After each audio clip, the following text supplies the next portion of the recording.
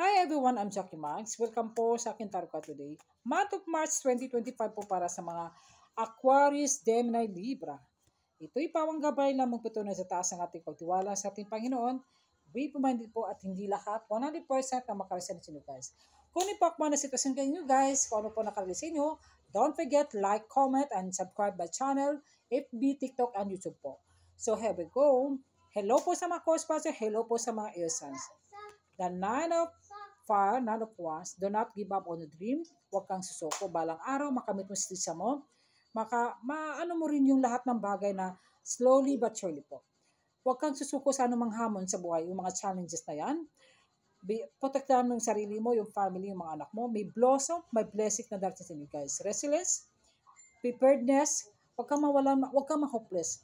May taong tutulong sa iyo guys. Pwede ito sa kapirahan sa trabaho ba o sa negosyo ba guys. The five of water, masyado kang na-distract, disappoint.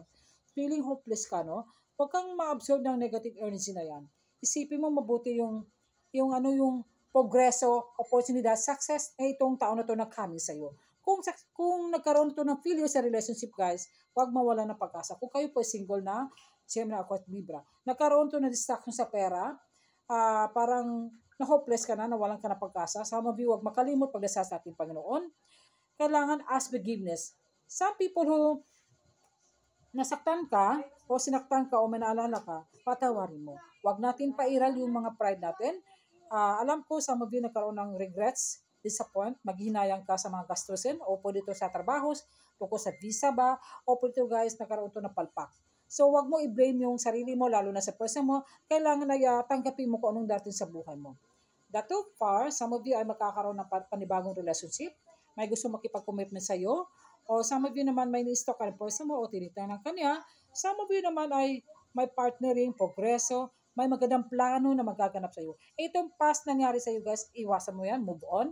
Ito naman may progreso na dating sa iyo, kailangan ay lumapag ka rin. The five of Wands, some of you lack of money. Nagkaroon ng problema sa financial. Ang daming pagbabayaran sa utang, problema ka sa gastusin sa bahay, kung ano man ito. Guys, tanggapin mo to guys. Pwede ito some of you naman nag-aaway ka ng person mo tungkol din sa kapirahan. Kailangan ay magdasal po, tanggapin ko itong month of March ito. May mga bago opportunidad na dati sa inyo guys. May tutulong po sa inyo sa galing sa ibang bansa o some of you nagkaroon kayo hindi pagkunawaan sa mga anak mo tungkol dahil sa pera po. Some of you naman po ay parang baud ka na sa utang. Some of you naman po. So, wag mawalan ng pag-asa guys. Magdasal na po. Thank you and God bless you po. Bye!